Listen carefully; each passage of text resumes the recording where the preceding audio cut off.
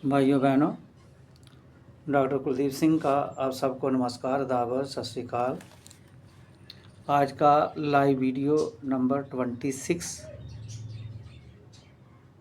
इसका टाइटल है Sheerism the new way of life.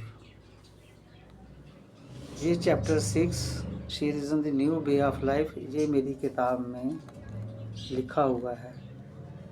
किताब का टाइटल है Sheerism the 21st century god and practices to save planet beyond United Nation 17 sustainable developmental goals. इसको किताब को मैंने यूनाइटेड नेशन में और वर्ल्ड रिलीजियस पार्लियामेंट में भेजा हुआ है। इस चैप्टर नंबर 6 के 9 भाग हैं।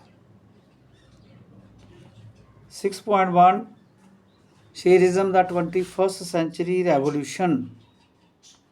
6.2 Sheerism and education tool kit. 6.3 Sheerism's components.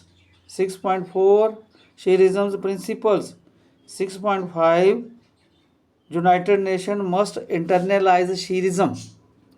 6.6 response received from United Nations office. 6.7 author reacts to UN response.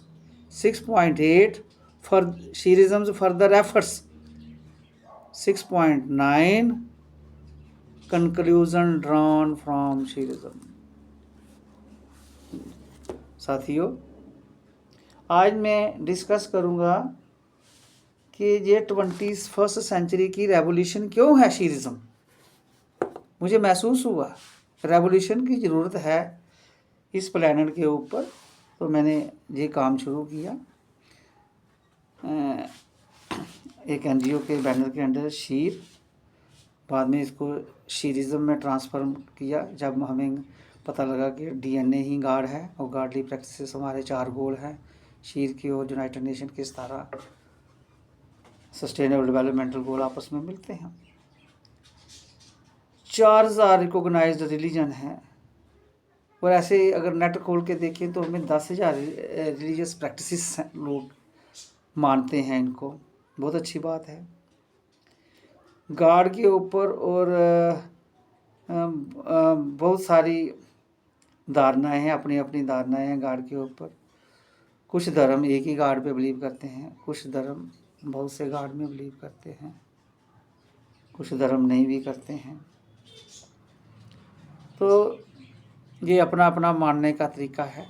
लेकिन मैं एक हिंदू सिख कल्चर में पैदा हुआ और पला बड़ा, तो जहाँ शुरू से ही बच्चे में अच्छी आदतें डालने के लिए गार्ड और गार्डली प्रैक्टिसेस अपने ही ढंग से होती हैं। और मैंने देखा कि जो बिचौलिए होते हैं ह्यूमन गार्ड, उनके ऊपर ज़्यादा ध्यान दिया जाता है, उनको ज़्यादा माना जाता है। ये हर एक धर्म में है, मुस्लिम में भी है, हिंदुओं में भी है, सिखों में भी है। मैं नहीं कहूँगा कि किसी एक धर्म में ही वीकनेस है। मैंने साइंस एंड टेक्नोलॉजिकल एजुकेशन हासिल की। कॉन्स्टिट्यूशन एक कॉमन सेंस है और कॉन्स्टिट्यूशनल थोड़ी एजुकेशन होने के नाते, और जो धर्म की रिचुअल मैं मानता था उनको सबको आधार बनाकर मैंने एक एनजीओ में काम शुरू किया। और मुझे जल्दी ही पता चल गया कि जल्दी नहीं, बड़ी मेहनत करके पता चला।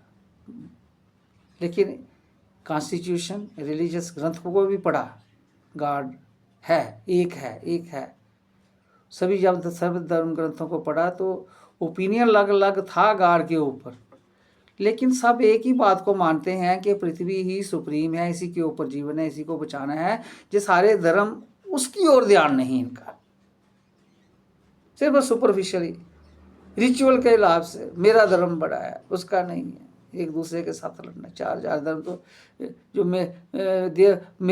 मेजॉरिटी और माइनॉरिटी की झगड़ा ही इसके ऊपर है और जिस सियासत के साथ जुड़े हुए हैं। इस वक्त पूरी अफरा तफरी फैली हुई है पूरे वर्ल्ड में।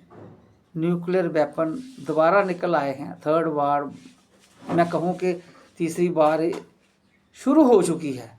हाँ, ये बात सच्ची है। 2nd वर्ल्ड वार 1939 से 45 में हुई उसके बाद यूनाइटेड नेशन बना के दोबारा कभी न्यूक्लियर वार नहीं होगी, लेकिन दोबारा ये कंट्री लीग ऑफ नेशन की तरह दोबारा न्यूक्लियर वेपन लेके आगे हैं। अब एक मत होना बड़ा ज़रूरी है।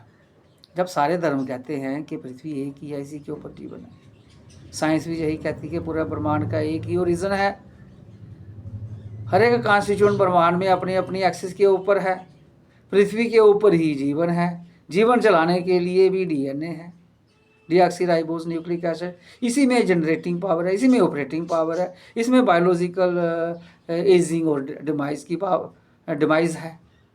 तो पीछे रहा ही क्या? नेचुरल सिस्टम जो इस लाइफ को मेंटेन करते हैं, और गवर्नड सिस्टम 1972 में यूनाइटेड नेशन एनवायरनमेंट प्रोटेक्शन बनी, और यात्रा करते करते हुए जुनेप ने 2015 में 17 सस्टेनेबल डेवलपमेंटल गोल्स दिए।